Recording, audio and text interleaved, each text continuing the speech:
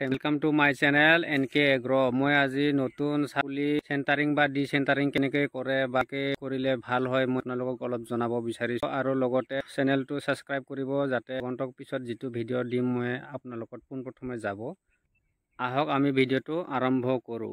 গছজোপাৰ যেটো মাজৰ ডাল থাকে সেইবোৰ আমি উলিয়াই পেলাব লাগে। তাৰ পিছত আপুনি দেখিবলৈ পাব মাজত এডালো ঠানি নাথাকা। এতিয়া হলে আপোনালোকৰ গাছজোপা ব্ৰাঞ্চ বাঢ়িবলৈ সুবিধা পায় আৰু আপোনালোকে চাব পাৰে এই জোপা নতুন গছ হয় যেহেতু 6 মাহ 7 মাহ হৈছে মোৰ এটো জোৱা লগোৱা। আপোনালোকে দেখিছে কেনেকৈ ব্ৰাঞ্চ মই মাজৰ যেহেতু ডালবোৰ উলিয়াই পেলাইছো এটো ডাল উলিয়াইছো আকৌ এটো ডাল উলিয়াই দিছো মাজত যেনেকৈ ব্ৰাঞ্চ হৈ গৈছে। এতিয়া চাওক ইয়াতে নিৰ্দিষ্ট জোখত আমি আপোনালোকে ডাল ল'ব লাগে। এইটো ডাল আমি যেটো কামবোৰ কৰিলে বহুত সহজ নহলে যেটো ডাল আছিল উলাই পেলাই দিছো বাকি সাইডটো সাইড ইবিলাক ঠিক তেনেকৈ এনেকৈ কৰি গলে নেক্সট বছৰৰ কাৰণে আপোনালোকে ফ্ৰেম পাবলৈ সক্ষম হ'ব, গছজোপা ব্ৰাঞ্চ দিবলৈ সক্ষম হ'ব।